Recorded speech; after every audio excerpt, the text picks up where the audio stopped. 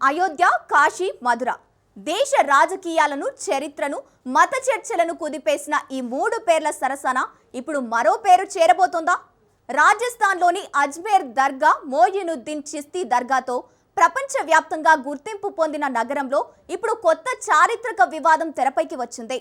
అజ్మేర్ దర్గా సమీపంలోని అదే దిన్కా జోప్రా శతాబ్దాల నాటి మసీదా, లేక ఒకప్పుడు సంస్కృత విద్యకు కేంద్రంగా వెలుగొందిన సరస్వతి కంఠాభరణ మహావిద్యాలయమా? ఈ ప్రశ్నతో ఇప్పుడు హిందూ సేన కేంద్ర ప్రభుత్వాన్ని ఆశ్రయించింది. ఆధునిక సాంకేతిక పరిజ్ఞానంతో ఏఎస్ఐ శాస్త్రీయ సర్వే చేయాలని డిమాండ్ చేస్తోంది.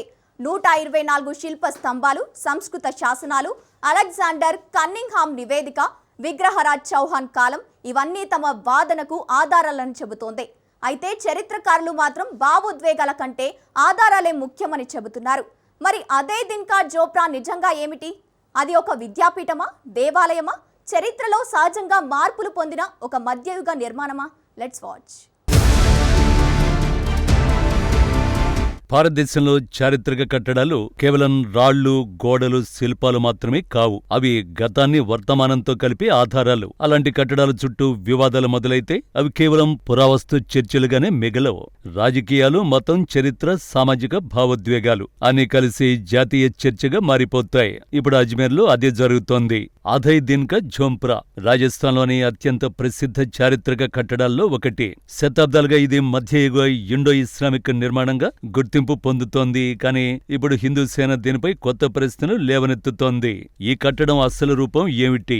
దాని చరిత్ర నిజంగా పాఠ్యపుస్తకాల్లో చెప్పినట్టేనా, లేక దాని వెనుక మరో కథ ఉందా? ఈ ప్రశ్నలు ముందుకు తెస్తోంది. హిందూ సేన జాతీయ అధ్యక్షుడు విష్ణు గుప్తా కేంద్ర సాంస్కృతిక శాఖ మంత్రి గజేంద్ర సింగ్ షెకావత్ కు లేఖ రాశారు. అధయ్ దిన్కా జోప్రాపై సమగ్ర శాస్త్రీయ సర్వే నిర్వహించాలని కోరారు. జ్ఞాన్వాపి తరహాలో ఆధునిక సాంకేతిక పరీక్షలు నిర్వహించాలని విజ్ఞప్తి చేశారు. గ్రౌండ్ పెనిట్రేటింగ్ రాడార్ నిర్మాణ విశ్లేషణ, పురావస్తు పరిశోధన, పాత పత్రాల అధ్యయనం ఇవన్నీ కలిసి నిజానిజాలు తేల్చాలని డిమాండ్ చేస్తున్నారు. హిందూ సేన వాదన ప్రకారం ఈ కట్టడం ఒకప్పుడు సంస్కృత విద్యకు కేంద్రంగా ఉండేదని చెబుతోంది. ప్రస్తుతం అధికారికంగా ఉన్న చారిత్రక వివరణతో తాము ఏకీభవించడం లేదని స్పష్టం చేస్తోంది. ఇదే కారణంగా ఈ అంశం దేశవ్యాప్తంగా చర్చకు దారితీసింది.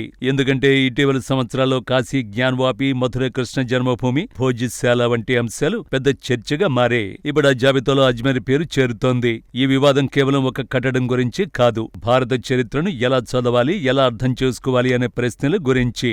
అందుకే అజ్మేర్లో మొదలైన ఈ చర్చ దేశవ్యాప్తంగా దృష్టిని ఆకర్షిస్తోంది.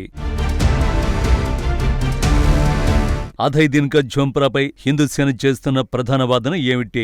వారి ప్రకారం ఈ ప్రదేశం ఒకప్పుడు సరస్వతి కంఠాభరణ సంస్కృత మహావిద్యాలయం. చౌహాన్ వంశానికి చెందిన విగ్రహరాజ్ చౌహాన్ కాలంలో ఇది నిర్మించబడిందని చెబుతున్నారు. ఇది కేవలం ఆలయం మాత్రమే కాదని, వేద విద్య, సంస్కృత అధ్యయనం, శాస్త్ర చర్చలకు కేంద్రంగా పనిచేసిందని వాదిస్తున్నారు. ఈ వాదనకు మద్దతుగా పలు చారిత్రక పత్రాలను ప్రస్తావిస్తున్నారు. ప్రత్యేకంగా ఏఎస్ఐ తొలి డైరెక్టర్ జనరల్ అలెగ్జాండర్ కన్నింగ్హామ్ నివేదికను వారు ఉదహరిస్తున్నారు. అలాగే ఈ ప్రాంతంలో లభించిన సంస్కృత శాసనాలను కూడా ప్రస్తావిస్తున్నారు. చరిత్రకారుల పరిశోధనలో లలిత విగ్రహరాజ నాటకం, హరకేలి నాటకం వంటి సంస్కృత రచనల శకలాలు ఇక్కడ లభించినట్లు నమోదైందని చెబుతున్నారు. అయితే ఈ ఆధారాల అర్థం ఏమిటి?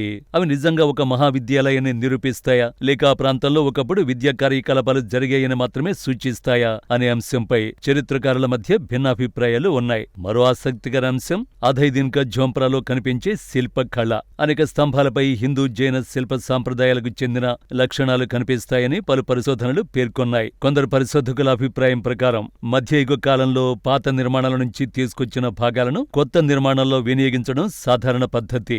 మరికొందరు మాత్రం అవి అసలు నిర్మాణానికి చెందిన ఆనవాళ్లు కావచ్చని భావిస్తున్నారు. అందుకే ఇప్పుడు హిందూ సేన శాస్త్రీయ సర్వే కోరుతోంది. భావోద్వేగాలు కాదు, సాంకేతిక ఆధారాలే నిజం చెప్పాలని చెబుతోంది. ఒకవేళ సర్వే జరిగితే అజ్మేర్ చరిత్రకు కొత్త అధ్యాయం తెరుచుకోవచ్చు, లేక ఇప్పటికే ఉన్న చారిత్రక అవగాహన మరింత బలపడొచ్చు. కానీ ఒక విషయం మాత్రం స్పష్టంగా కనిపిస్తోంది, అజ్మేర్లో మొదలైన ఈ చర్చ ఇక్కడితో ఆగేలా లేదు. అధయ్ దినక ఝోంప్రా గురించి మాట్లాడినప్పుడు అందరి దృష్టిని మొదట ఆకర్షించేది ఒక్కటే, ఆ భారీ స్తంభాల సముదాయం. అజ్మీర్లోని ఈ కట్టడంలోకి అడుగుపెట్టిన ఎవరైనా మొదట ఆశ్చర్యపోయేది అక్కడ శిల్పకళను చూసే. ఎందుకంటే ఇది సాధారణ మధ్యయుగ మసీదు నిర్మాణంలో కనిపించదు. అక్కడ కనిపించే అనేక స్తంభాలపై పూల నమూనాలు, దేవతా శిల్పాల ఆనవాళ్లు, కలశ ఆకృతులు, జైన శిల్ప సంప్రదాయానికి చెందిన అలంకారాలు కనిపిస్తున్నాయని చరిత్రకారులు ప్రస్తావిస్తున్నారు. ప్రస్తుతం ఈ నిర్మాణంలో మొత్తం 344 స్తంభాల ప్రస్తావన ఉన్నప్పటికీ ప్రధాన ప్రార్థన మండపంలో 124 స్తంభాలు ఉన్నాయని పరిశోధనలో నమోదైంది. హిందూ సేన ఇప్పుడు ఈ 124 స్తంభాలనే తమ ప్రధాన వాదనకు కేంద్ర బిందువుగా చూపిస్తోంది. ఈ స్తంభాలు అసలు నిర్మాణం గురించి చెబుతున్నాయి అని అంటోంది. వారి వాదన ప్రకారం ఈ శిల్పాలు యాదృచ్ఛికంగా రావు. ఇవి ఒకప్పుడు అక్కడ హిందూ లేదా జైన సంప్రదాయానికి చెందిన నిర్మాణం ఉన్నదనే సంకేతాలని చెబుతున్నాయి. అయితే చరిత్రకారులందరూ ఇదే అభిప్రాయంలో లేరు. మధ్యయుగ కాలంలో పాత కట్టడాల నుంచి రాళ్లు, స్తంభాలు, శిల్ప భాగాలు తీసుకుని కొత్త నిర్మాణాల్లో వినియోగించడం సాధారణమని కొందరు పరిశోధకులు చెబుతున్నారు. అంటే ఈ స్తంభాలు అక్కడి అసలు నిర్మాణానికి చెందినవా లేక ఇతర ప్రాంతాల నుంచి తీసుకొచ్చినవా అనేది ఇంకా చర్చనీయాంశంగానే ఉంది.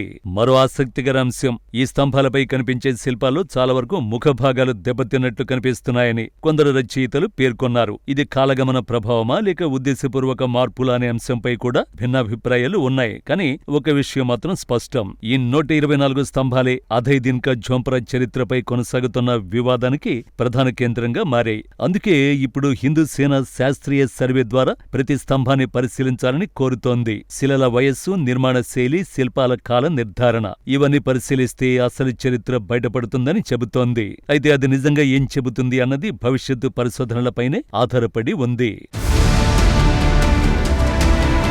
అధయ్ దినక ఝోంప్రా వివాదంలో ఇప్పుడు మరో పేరు పదే పదే వినిపిస్తోంది.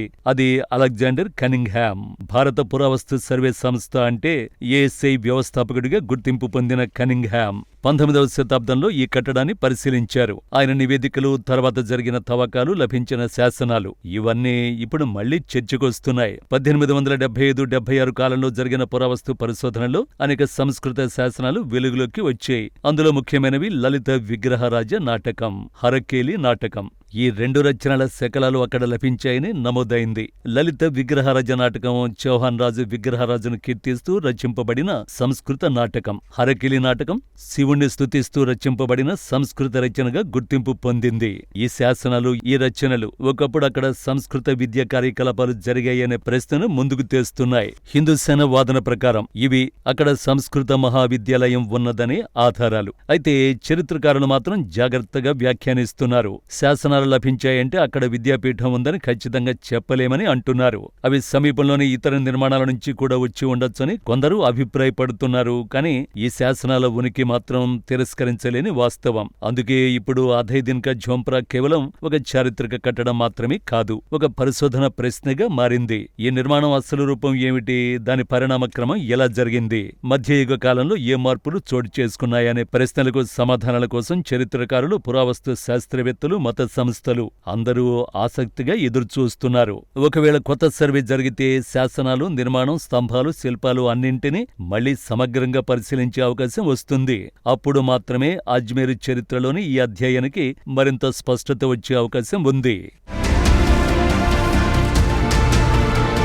అజ్మేర్ ఈ పేరు వినగానే దేశవ్యాప్తంగా కోట్లాది మంది భక్తులకు ముందుగా గుర్తుకొచ్చేది ఖ్వాజా మొయినుద్దీన్ చిష్తి దర్గా. శతాబ్దాలుగా ఆధ్యాత్మిక కేంద్రంగా కొనసాగుతున్న ఈ దర్గా ఇప్పుడు కోర్టు గడప కూడా ఎక్కింది. ఇటీవలి కాలంలో అజ్మీర్ దర్గాకు సంబంధించి పలు పిటిషన్లు దాఖలయ్యాయి. హిందూ సేన, మహారాణా ప్రతాప్ సేనకు చెందిన ప్రతినిధులు దర్గా ప్రాంగణంలో ఒకప్పుడు హిందూ దేవాలయ ఆనవాళ్లు ఉన్నాయనే వాదనతో కోర్టును ఆశ్రయించారు. దర్గా ప్రాంగణంలో శివాలయం ఉందనే వాదనను ముందుకు తెచ్చారు. ఈ అంశంపై అజ్మీర్ జిల్లా కోర్టులో విచారణ కొనసాగుతోంది. వివిధ పక్షాలు తమ వాదనలను, తమ పత్రాలను, తమ చారిత్రక ఆధారాలను కోర్టు ముందు ఉంచుతున్నాయి. ఒకవైపు దర్గాకు సంబంధించిన ప్రతినిధులు, ఖాదిములు, దివాన్ వర్గం, మరోవైపు పిటిషనర్లు తమ తమ వాదనలతో న్యాయ పోరాటాన్ని కొనసాగిస్తున్నారు. ఇప్పటికే పలు దరఖాస్తులు కోర్టు ముందుకొచ్చాయి. పక్షాలన్నీ తమ వాదనలను వినిపించాయి. కొన్ని సందర్భాల్లో విచారణ గంటల తరబడి సాగింది. ఎవరి వాదనలో ఎంత బలం ఉంది, ఏ పత్రాలకు ఎంత ప్రామాణికత ఉంది అనేది ఇప్పుడు కోర్టు పరిశీలనలో ఉంది. అయితే ఈ న్యాయ పోరాటం కేవలం అజ్మీర్కే పరిమితం కాలేదు. దేశవ్యాప్తంగా జరుగుతున్న చారిత్రక మతపర వివాదాల జాబితాలో మరో అధ్యాయంగా మారింది. కాశీ జ్ఞానవాపి, మధుర కృష్ణ జన్మభూమి వంటి అంశాల తర్వాత ఇప్పుడు అజ్మీర్ కూడా జాతీయ చర్చలోకి వచ్చేసింది. ఇక్కడ కోర్టు ఇచ్చే ప్రతి ఆదేశం రాబోయే రోజుల్లో మరింత ప్రాధాన్యం సంతరించుకునే అవకాశం కనిపిస్తోంది. ఎందుకంటే కోర్టు నిర్ణయాలు, పురావస్తు పరిశోధనలు, చారిత్రక ఆధారాలు మూడు కలిసే ఈ కేసు భవిష్యత్తును నిర్ణయించబోతున్నాయి. దేశంలో చారిత్రక నిర్మాణాలపై వివాదాలు వచ్చినప్పుడల్లా ఒక పేరు తప్పనిసరిగా వినిపిస్తుంది. అది జ్ఞానవాపి. వారణాసిలో జరిగిన సర్వేలు, కోర్టు ఆదేశాలు, పురావస్తు చర్చలు దేశవ్యాప్తంగా చర్చకు దారితీసాయి. ఇప్పుడు అజ్మీర్ విషయంలో కూడా అలాంటి పరిస్థితే వస్తుందా అనే ప్రశ్న రాజకీయ వర్గాల్లో వినిపిస్తోంది. హిందూ సేన డిమాండ్ స్పష్టంగా ఉంది. జ్ఞానవాపి తరహాలో సమగ్ర శాస్త్రీయ సర్వే జరగాలి. ప్రతి నిర్మాణ భాగాన్ని పరిశీలించాలి, ప్రతి శిల్పాన్ని అధ్యయనం చేయాలి, ప్రతి శాసనాన్ని మళ్లీ పరిశోధించాలి అని చెబుతోంది. మరోవైపు చరిత్రకారులు మాత్రం జాగ్రత్తగా వ్యవహరించాలని సూచిస్తున్నారు. మధ్యయుగ చరిత్ర చాలా సంక్లిష్టమైనదని, ఒకే అంశం ఆధారంగా నిర్ణయాలకు రావడం సరైంది కాదని చెబుతున్నారు. అయితే ప్రస్తుతం ప్రజల్లో ఆసక్తి పెరుగుతోంది. సోషల్ మీడియాలో చర్చలు వేడెక్కుతున్నాయి. రాజకీయ పార్టీల వ్యాఖ్యలు వస్తున్నాయి. మత సంస్థలు స్పందిస్తున్నాయి. దీంతో అజ్మీర్ అంశం క్రమంగా జాతీయ చర్చగా మారుతోంది. ఒకవేళ కేంద్ర ప్రభుత్వం సర్వేకు అనుమతి ఇస్తే దేశవ్యాప్తంగా మరో భారీ చారిత్రక చర్చకు తెరలేవచ్చు.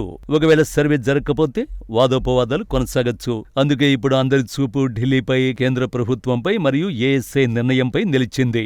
అజ్మీర్ శతాబ్దాల చరిత్రను తనలో దాచుకున్న నగరం. ఆ చరిత్రలో ఎంత నిజం ఉంది, ఎంత అపోహ ఉంది, ఎంత పరిశోధన మిగిలి ఉంది అనే ప్రశ్నలకు ఇప్పుడు సమాధానాలు వెతుకుతున్నారు. ఒకవైపు హిందూ సేన శాస్త్రీయ సర్వే కోరుతోంది. మరోవైపు చరిత్రకారులు ఆధారాలతో ముందుకు రావాలని చెబుతున్నారు. కోర్టులు న్యాయపరంగా పరిశీలిస్తున్నాయి. ప్రభుత్వం నిర్ణయం కోసం అందరూ ఎదురుచూస్తున్నారు. అధైదిన్ కా ఝోంప్రా, అజ్మీర్ దర్గా, శాసనాలు, స్తంభాలు, చారిత్రక పత్రాలు ఇవన్నీ ఇప్పుడు ఒకే ప్రశ్న చుట్టూ తిరుగుతున్నాయి. అసలు చరిత్ర ఏది? దానికి సమాధానం చెప్పేది భావోద్వేగాలు కాదు, ఆధారాలు. అది కోర్టు తీర్పైనా కావచ్చు, పురావస్తు సర్వే అయినా కావచ్చు, లేదా భవిష్యత్తు పరిశోధనలైనా కావచ్చు. కానీ ఒక విషయం మాత్రం స్పష్టం. అజ్మీర్లో మొదలైన ఈ చర్చ ఇప్పుడే ముగిసేలా కనిపించడం లేదు.